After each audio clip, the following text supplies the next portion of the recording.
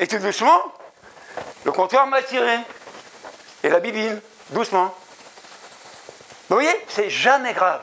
Jamais. Et un jour, on dit, son fils, il est en prison. Ah! Ben oui. Mais qui est la cause de ça? Vous savez, un petit peu, plus un petit peu, plus un petit peu, ça fait un grand peu. Donc, c'est comme une chaîne sans fin, cette affaire-là. Le mensonge, c'est ça. Tu dis, oh, c'est pas grave, une fois, deux fois, ça va commencer à prendre de l'ampleur, le mensonge, tu vas voir, tu t'en sors plus. Et c'est souvent au bord du gouffre qu'on te parle de Jésus, parce que tu en as besoin. On n'est jamais conscient de ça, jamais conscient de ce qu'on pratique, jamais. Je discute souvent avec des frères, je dis, mais moi je ne comprends pas. Noël, c'est tout est mis en place pour qu'on fasse Noël. Je me dis, Pâques. Pâques. Fête. Une des plus grandes fêtes chrétiennes, Pâques. 1h30 de culte, on bâcle ça.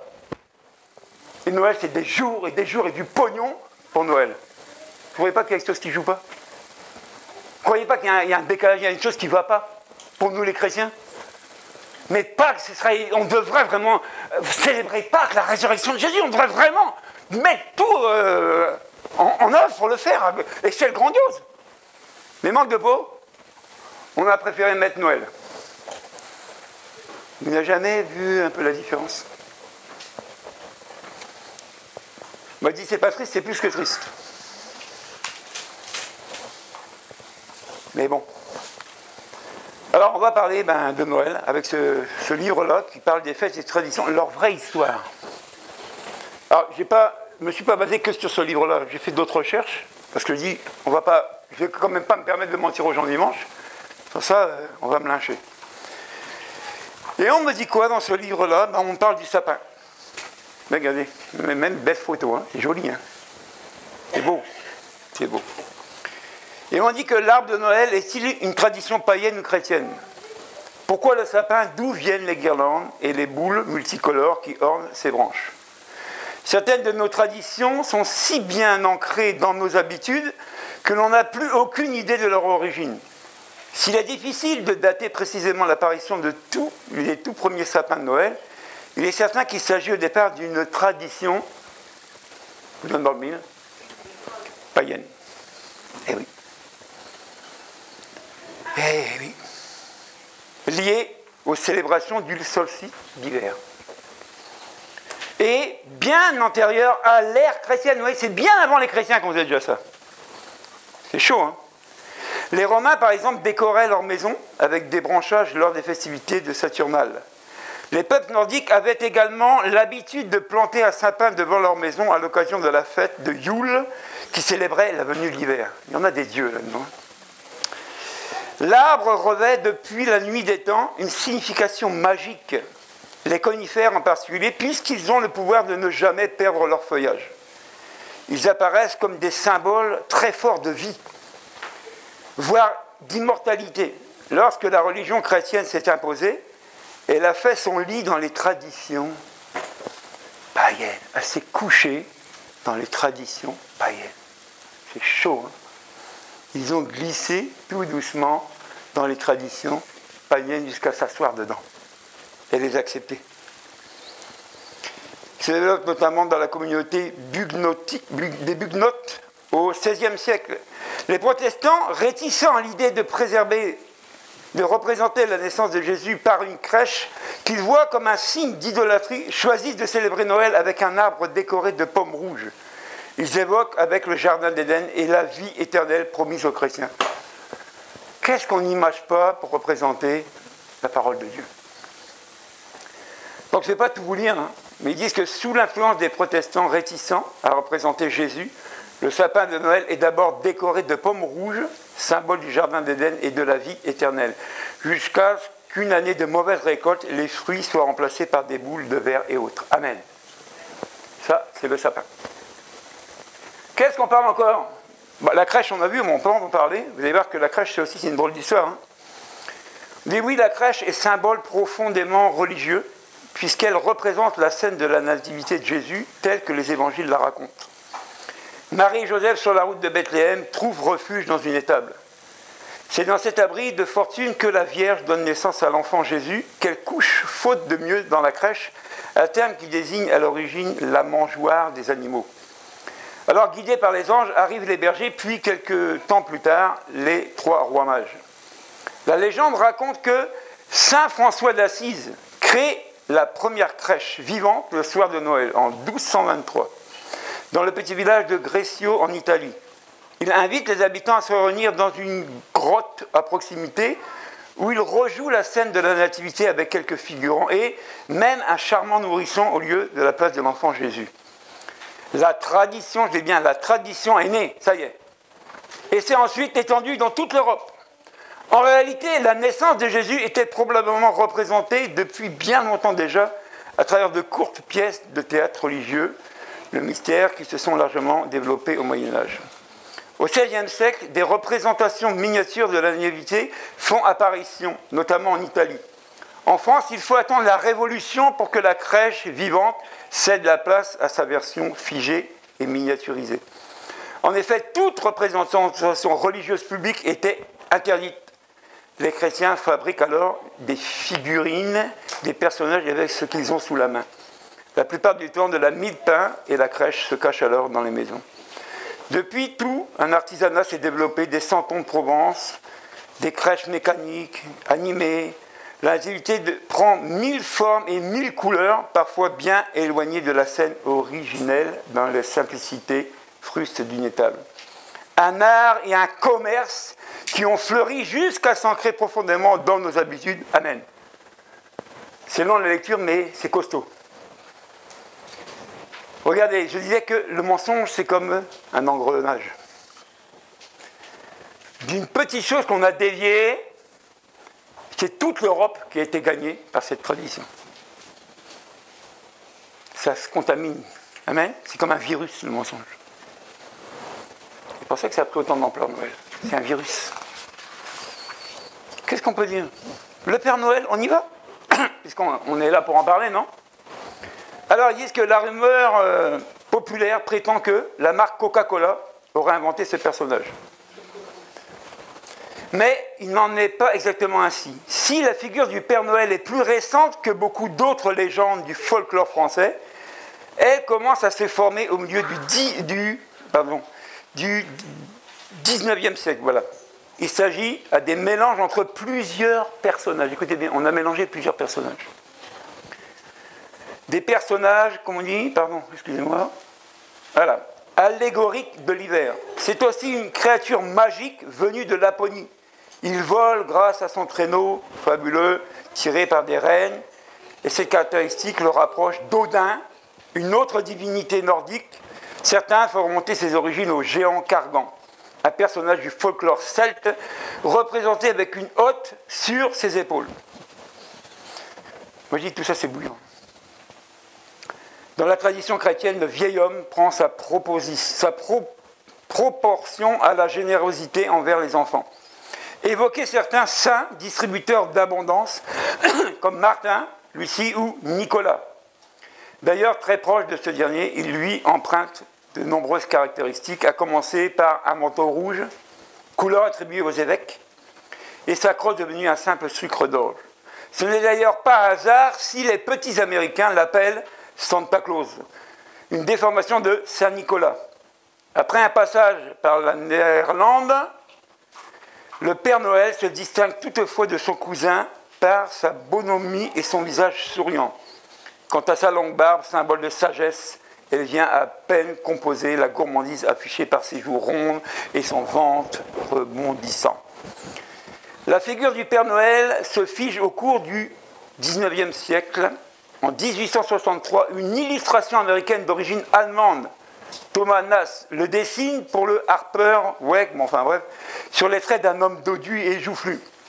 Ce n'est qu'en 1931 que la marque Coca-Cola s'empare du personnage pour en faire une figure emblématique de sa boisson gazeuse sous le pinceau du dessinateur Intel. Il faudra du temps pour que le Père Noël s'impose dans le florilège des traditions occidentales. Les pays catholiques n'apprécient pas trop ce que ce gros bonhomme vole la vedette de Jésus. Oui, même eux, ils n'étaient pas d'accord. Quant à la lettre réclamant des cadeaux, elle est encore plus vieille que son actuel destinataire. Au début du XIXe siècle, en Suisse, les enfants criaient par la cheminée leurs souhaits pour la nouvelle année, tandis qu'en Allemagne, ils déposaient un mot accompagnant d'un morceau de sucre pour que l'enfant Jésus leur apporte un cadeau. Aujourd'hui, le Père Noël est joignable par téléphone, par mail, sans cesse ravivé par le souffle du marketing. La tradition n'en est pas près de s'éteindre. Amen. Je devrais faire de la politique, moi, non? Rendez-vous compte où on en est arrivé. On a visionné la naissance de Jésus. Regardez jusqu'où on a été loin pour dévier le message principal. Un sauveur nous est né. Dans tout ce que je vous ai lu, est-ce qu'on parle du sauveur? On parle de tradition. On parle des dieux. Mais il y en a beaucoup. Il y a la dinde de marron, il y a la bûche de Noël, mais je vous dis, le bouquin là, il est bien. La messe de minuit, tout ce qu'on a mis en place pour parler de la naissance, sauf le message principal.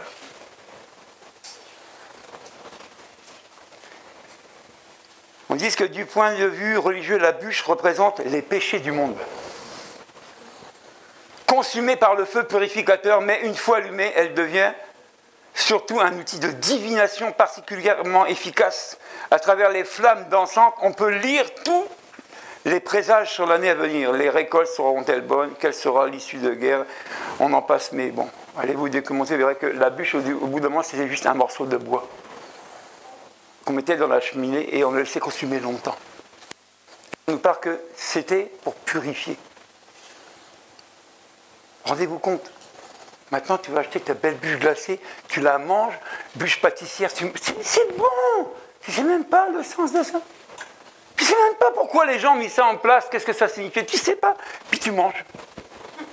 Tu dis, waouh, merci Papa Noël, merci Jésus. Franchement, tu as pensé à mon ventre, hein.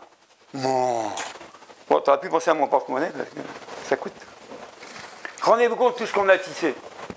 Et les cadeaux. On a imagé les mages pour faire quoi? Des cadeaux. Même les cadeaux, ça remonte encore plus loin. Ça parle des étrennes. Je ne vais pas tout vous détailler parce que je ne vais pas lire tout le livre aujourd'hui. Mais je dis, au bout d'un moment, il faut qu'on se pose pour savoir où on se trouve. On est avec Jésus ou on est avec le monde? On adore Jésus pour Jésus parce qu'il est né, ou on adore le monde pour le monde parce que le monde célèbre à leur manière la naissance de Jésus. On est de quel côté? On adore qui? On adore quoi? Maintenant, on adore le Fils de Dieu ou on adore Mitra? Mais on ne peut pas adorer les deux. Qu'est-ce que Jésus a dit? Vous êtes du monde, mais vous ne faites plus partie du... Pourquoi? Parce que le monde a ses pratiques et Dieu a les siennes. Le monde a ses lois, Dieu a les siennes. À qui obéir aujourd'hui? À Dieu, aux hommes, à qui on obéit? À la tradition, à la parole de Dieu, à qui? Ne croyez pas que c'est difficile de dire la vérité. Moi, dans ma propre famille, tout le monde le sait. Noël. Mais ils savent pourquoi. Parce que je leur ai dit pourquoi. Mais je ne les empêche pas, mais je leur ai dit la vérité là-dessus. Ils font ce qu'ils veulent. Mais je prie pour eux, qu'ils sortent de là-dedans. Qui n'a jamais fait Noël ici? Tout le monde a fait le bon réveillon, le bon gueuleton. On ne l'a pas tous fait. Et souvent, ça s'est fini comment? Soyons sincères.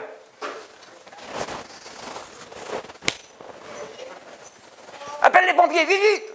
Appelle les gendarmes, regarde, on a tout cassé. C'est l'influence de la naissance de Jésus. Le gars, il est sorti, il l'a pété. Mais n'importe quoi. Moi, quand je me revois dans mes années folles, là, quand c'était les fêtes, là, non. Trop fort.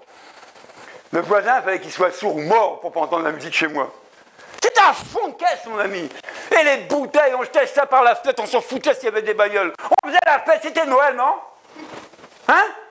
Quoi? Il est né, non?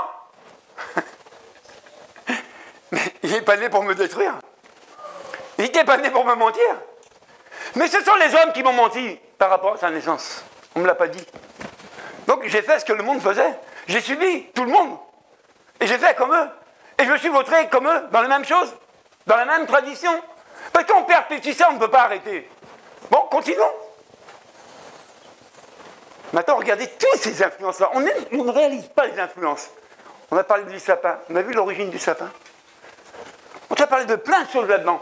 Tout tous ces éléments-là, ça doit être des objets. Spirituellement, ça a une influence. Ah oui, ça a une influence. Dieu est esprit, hein. Le diable aussi. Le diable prend toutes les apparences possibles pour te séduire. Comment un serpent peut parler à quelqu'un et tu écoutes un serpent? Imaginez, dans le jardin d'Éden. Non mais c'est trop fort. Ève, elle voit Adam. Un serpent vient vers elle. Et puis, le serpent entame la discussion, puis Ève est là. Ah oui, hein. Elle n'est même pas choquée qu'un serpent parle. Franchement, c'est trop fort.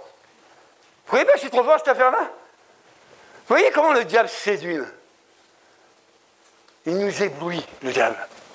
Il a pris l'apparence d'un ange de lumière, sous toutes ses formes, sous tous ses aspects.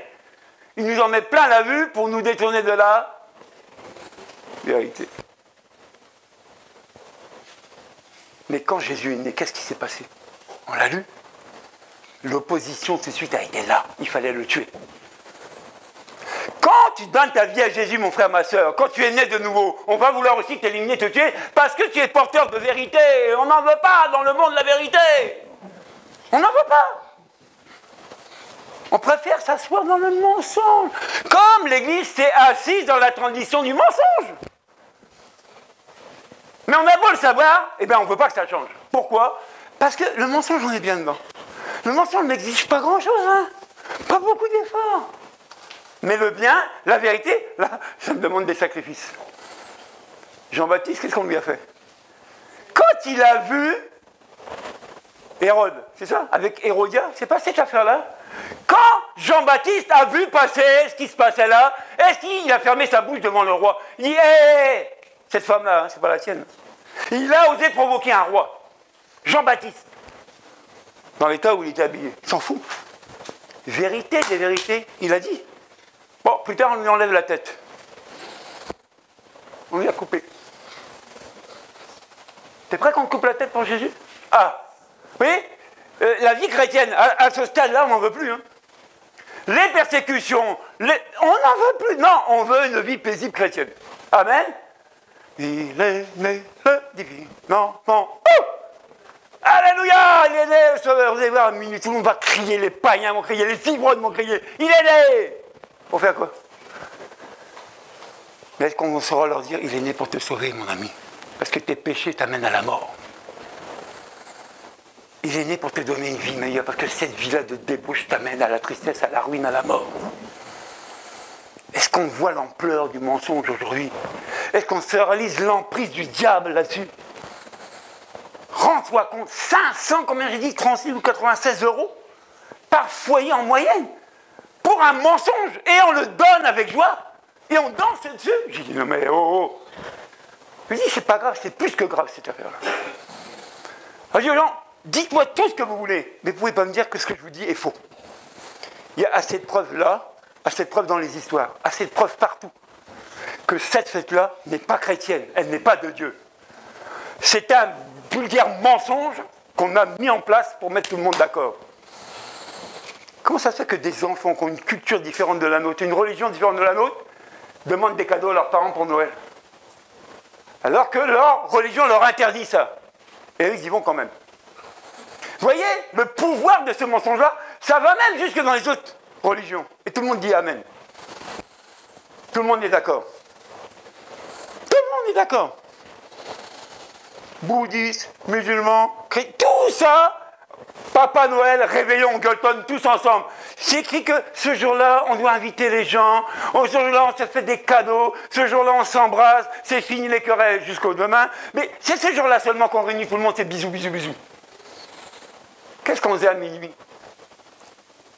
On ne s'embrassait pas à minuit? Quand c'était les bing bing, il est né le divin enfant, on ne faisait pas ça de bisous? Donc tu épouses une autre religion, bisous. Le gars qui t'a fait la guerre ce jour, il dit non, non, bisous. Et puis à 1h du matin, t'es défoncé, tu dis hé, laisse-moi tranquille, paf, tu casses la tête. Pour toi, t'as fait bisous. Voilà, tu ne sais même pas ce que tu fais, t'es à l'ouest, tu vois cuver ton main le matin, tu te réveilles, t'as une tête comme un armoire. Tu sais même plus ce que t'as fait, et on va t'amener des reproches. Ouais, t'as vu ce que t'as fait à la chose de ton copain? Ah, moi, je ne sais plus. Je sais plus. sais plus. Vous voyez? Je rigole parce que c'était ma vie. Non, mais une fois, je me suis retrouvé à l'hôpital, attaché, je me réveille, je dis, qu'est-ce qui m'arrive? Alors que dans mon esprit, j'avais une petite lumière qui me disait que j'étais parti au mariage de mon frère. Hein. Je dis, mais comment j'ai pu me retrouver attaché dans un lit d'hôpital alors que j'étais parti pour le mariage de mon frère? J'ai jamais su le film. Mais j'avais dû faire grave et lourd au jour du mariage. Ça devait être un beau scandale que j'ai foutu. Rendez-vous compte. Quand tu ne connais pas la valeur d'une chose, tu ne veux pas la respecter. Et encore bien moins la pratiquer. Encore bien moins la pratiquer. Mais tu ne connais pas cette valeur-là. Mais regardez, depuis que Jésus est né, qu'est-ce qui s'est passé? Les sourds ont entendu de nouveau. Les malades ont été guéris. Un sauveur était né. Ce que Dieu voulait, sauver l'humanité, il a essayé. Il a essayé avec Noé, ça n'a pas marché. Amen. Il a essayé avec la loi à travers Moïse, ça a encore échoué. Il a essayé avec les prophètes, ça a encore échoué. Il a dit non, je vais y aller moi-même. Mais le bébé dans l'étable, ce n'est pas un petit bébé insignifiant, c'est Dieu qui est venu comme ça dans cette naissance, pour se manifester aux hommes, pour se faire connaître aux êtres humains. Amen. C'est ça qu'on doit comprendre Jésus. Ce n'est pas une figurine qu'on a peint, qu'on a dessinée, qu'on a fait plein d'images, pour faire quoi? Pour se vautrer encore dans le péché. Péché plus péché égale vérité plus vérité égale à nous de choisir. Mais je vous dis que, pour ma part, personne ne m'a forcé à me sortir de cette festivité. C'est moi-même, au bout d'un moment, j'ai pris conscience que je n'avais plus rien à faire là-dedans. Mais c'était lié à ce que j'entendais de l'Évangile. Parce que j'entendais la parole de Dieu. Et j'ai commencé à lire ma Bible et j'ai commencé à voir que qu'est-ce qu'on fait là-dedans finalement. Je dois me sortir de cette tradition. C'est plus pour moi. Je suis du côté de Jésus. Amen. Des gens me disent, mais Régis, t'es bête, pourquoi tu ne te réunis pas en famille, tu vas rester tout seul avec ta femme à la maison? Je dis, oui, gloire à Dieu. C'est un bon repas qu'on fait, souvent, c'est de hasard, on fait une soupe à l'oignon. Un bon bol de soupe, on est content, on bénit Dieu, et puis on va faire dodo. Mais moi, le lendemain, j'ai pas une tête comme un armoire. Je ne me retrouve pas attaché sur un lit, j'ai oublié ce qui s'est passé, Amen. Je ne suis pas en vrille au bord de la route, ma voiture, elle n'a pas de bobo, tout se passe bien. Vous voyez? Tradition pour tradition. Après, je dis, si ce que je vous dis vous choque, peut-être, mais si vous êtes sincères, vous avez tous un ordinateur ou un téléphone. Cliquez chez vous, à tête reposée. Noël Origine. Vous allez voir tout ce qui va défiler comme fenêtre. Vous ouvrez ça, vous avez des grands yeux. Vous savez, comme ça cartoon. Le gars. On m'a menti. Mais c'est ça, c'est souvent la vérité. Quand elle te frappe, puis les écailles tombent. Bon, allez pas faire la guerre à ceux qui vous ont menti. Hein. Pour ça, tu vas retourner loin, tu vas aller chercher là-bas Constantin, et puis l'autre, Tertullien, puis tout cela là-bas, mais ils sont morts. Quand on connaît la vérité, il faut la donner, mais il ne faut pas la donner comme ça. Tu vas tuer les gens. Alors moi, je vous donne un conseil. Si vous avez un repas de famille, j'aime les repas de famille, et il faut en faire, parce que la famille se divise de plus en plus, on n'a même plus la valeur de la famille. Allez manger en famille. Et priez que Dieu vous donne une occasion d'amener vraiment la réelle naissance de Jésus. Pourquoi il est né? Pour sauver. Allez-y doucement, même sur des œufs, mais allez-y. Moi je dis, allez-y, il faut que la vérité soit proclamée. Parce que c'est pas l'histoire de se mettre en porte-à-faux avec sa famille, faire la guerre, une coupure nette. Mais chemin faisant, tu dois sortir ton pied de là-dedans. Et tu dois leur dire pourquoi tu enlèves ton pied de là-dedans, tout doucement.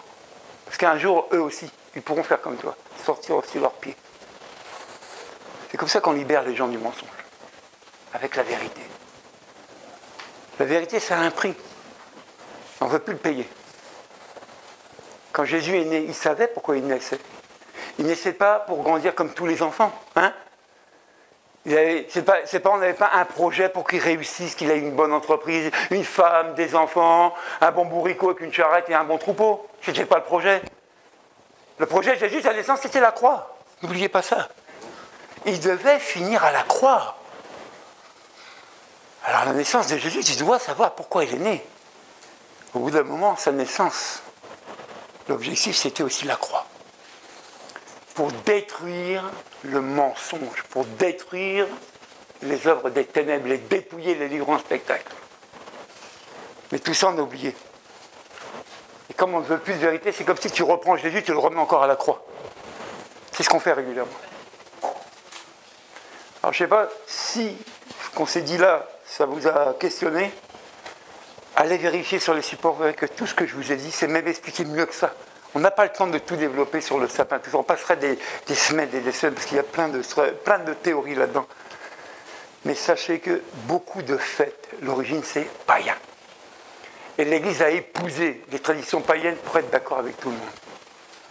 Hein? C'est ça, le mensonge. Alors, est-ce que nous, dans notre génération, on va encore le transmettre à l'autre génération? Ou on va s'arrêter et demander l'aide de Dieu, l'aide du Saint-Esprit, pour pouvoir proclamer la vérité là où on se trouve? Parce que c'est ça l'objectif.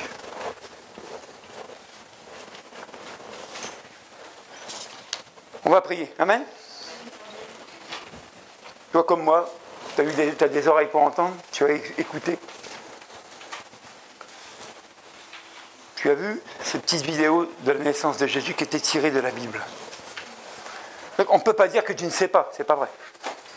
Tu es informé aujourd'hui de quelle est la naissance de Jésus réellement, selon Dieu, selon les Écritures. Tu as la grâce d'être là aujourd'hui et d'avoir l'information de ce que les hommes en ont fait, dans la tradition. Maintenant, le choix t'est donné, mon frère, ma soeur, de sortir de là, ou d'y rester. Le choix est donné à chaque personne qui entend ce message, de rester dans sa tradition, d'en sortir. Mais sachez que cette tradition va mener les gens à la mort. Parce que quand Ève et Adam mangeaient le fruit, Dieu leur avait dit, si vous mangez, vous allez mourir. Eh bien, épouse cette tradition, mange-la, et tu mourras aussi, dans ton péché. Vous devez comprendre cette dimension-là aujourd'hui. On ne peut pas adorer Jésus et Mammon quand ça nous plaît. Non, c'est soit Jésus ou c'est soit Mammon. Tu dois, mon frère, ma soeur, faire ton choix. Et ce choix, tu verras, ça sera le même que quand Jésus est né. Tu seras persécuté. On cherchera même à te faire mourir. Mais Dieu te gardera. Dieu sera avec toi. Parce que Dieu n'a pas abandonné son Fils. Parce que même quand il est parti au tombeau, Dieu l'a ressuscité. C'est Jésus qui est ton garant aujourd'hui. Seigneur, nous te bénissons encore, mon Dieu. Seigneur, nous avons faim et soif de cette vérité. Seigneur, nous sommes fatigués qu'on nous traîne dans des mensonges pour nous séduire, pour nous manipuler, comme des automates. Et on ne veut pas retransmettre et d'aller de génération en génération encore avec ce mensonge-là. Combien de temps? On dit souvent assez, c'est assez. Je dis assez à ce mensonge aujourd'hui dans nos vies. Assez à ce mensonge dans l'Église de Christ. Parce que l'Église, c'est l'assemblée des saints, pas l'assemblée des non-croyants, pas l'assemblée des païens, l'assemblée des saints. Rendez-vous aussi la grossière... Oh là là! Quel mensonge! Et Jésus qui était à la croix à cause de tout ça. Prie, mon frère, ma soeur, que cette parole te chalute, qu'elle change ton cœur, qu'elle change tes pensées, qu'elle change tes sentiments, pour que tu comprennes réellement pourquoi Jésus est né. Il est né pour sauver. Beaucoup de gens sont perdus, mais qu'est-ce qui les perd? C'est le mensonge qui perd les gens, mon frère, ma soeur. C'est le péché qui perd les gens. Ils sont séparés de Dieu à cause de ce mensonge-là. Mais Dieu a envoyé son Fils qui est né d'une femme pour que la vérité soit dite. Est-ce qu'on va encore taire longtemps la vérité? Est-ce qu'on va se priver encore longtemps de proclamer cette vérité haut et fort? Quoi qu'il en vienne, quoi que les gens pensent, vérité des vérités. J'ai toujours dit que l'évangile, ce n'est pas un jeu, ce n'est pas un amusement, ce n'est pas un jouet. Il y va de la vie et de la mort des gens. Prenons conscience en cette fin d'année l'importance de pourquoi Jésus a bâti son Église et a suscité son Église. C'est son Église et il veut la rendre sainte, mon frère, ma soeur. Enlevons la pollution de l'Église, enlevons la pollution de nos vies, dans nos traditions, dans nos cultures, dans nos coutumes. Sors de là, mon frère, ma soeur. Sors de cette situation où tu mourras. Vous savez, on ne peut pas mélanger la lumière et les ténèbres. On ne peut pas. Tu ne peux pas. Essaye, tu verras. Essaye. Rendons gloire à Dieu ce matin, parce que vraiment il est né. La date n'a pas été donnée, mais un sauveur est né. Et si ce matin je me tiens devant vous, c'est que ce sauveur, je l'ai rencontré. Je suis au bénéfice de la naissance de ce sauveur. Et il a sauvé ma vie, il a sauvé mon âme, et il me garantit la vie éternelle. Voilà pourquoi j'adore Jésus ce matin. Voilà pourquoi je loue le nom qui est au-dessus de tous les noms, le nom de Jésus, celui qui est libérateur, celui qui est victorieux, celui qui est capable de tout. Mais la tradition est capable de rien. L'argent ne sert à rien. Fais ton choix en fin d'année, mon frère, ma soeur. Dieu a besoin de nous, a besoin de son Église. Il n'a que l'Église pour amener la vérité plus loin. Il n'a que l'Église et à travers l'Église pour sauver les membres de notre famille, pour sauver nos voisins, pour sauver les habitants de cette ville et aller au-delà de cette ville. Mon frère, ma soeur, la Bible dit que tu seras un témoin de Christ. Tu témoignes quoi? Le mensonge? Tu témoignes quoi? La tradition? Ou tu témoignes la vérité? Cette vérité. Jésus le Sauveur. Voilà la bonne nouvelle, il est né. Il est né pour sauver, il est né pour guérir, il est né pour délivrer, il est né pour restaurer, il est né. C'est une année de grâce, c'est vraiment un jour de salut. Vraiment, glorifions le nom de Jésus ce matin. Est-ce qu'on peut reprendre ce chant-là? Ce chant qu'on a entonné tout à l'heure.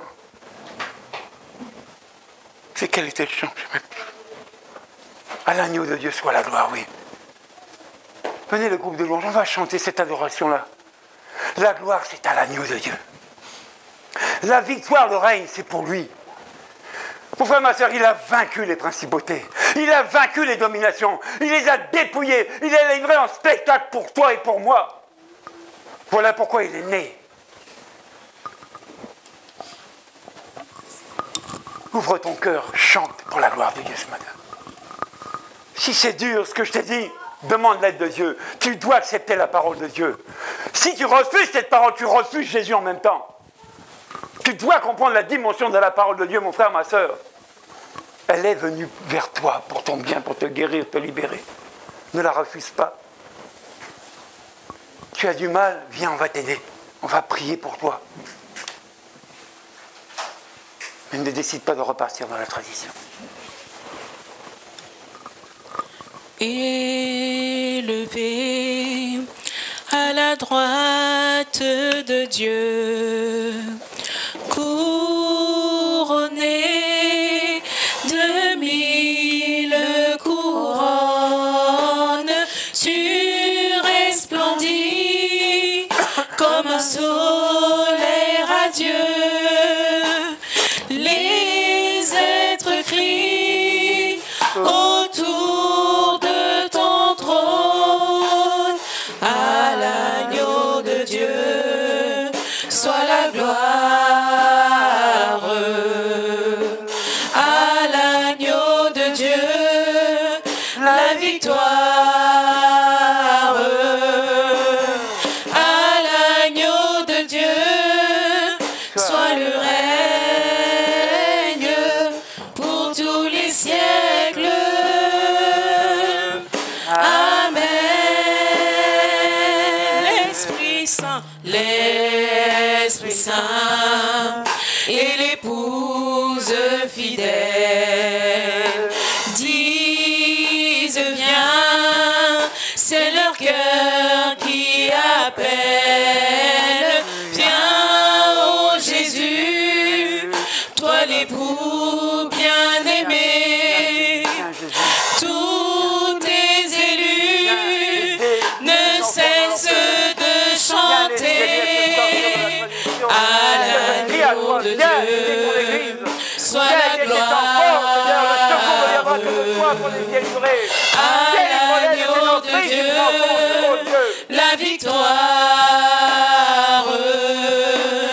à l'agneau de Dieu soit le règne pour tous les siècles.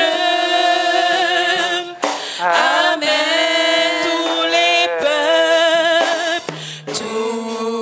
les peuples et toutes les nations, d'un seul cœur, avec les milliers d'anges,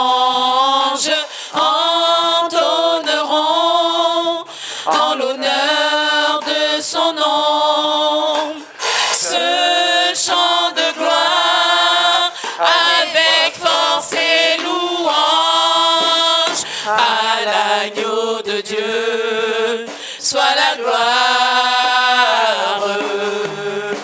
À l'agneau de Dieu, la victoire. À l'agneau de Dieu, soit le règne pour tous les siècles. Amen. À l'agneau de Dieu, à l'agneau de Dieu, soit la gloire. À l'agneau de Dieu, la victoire.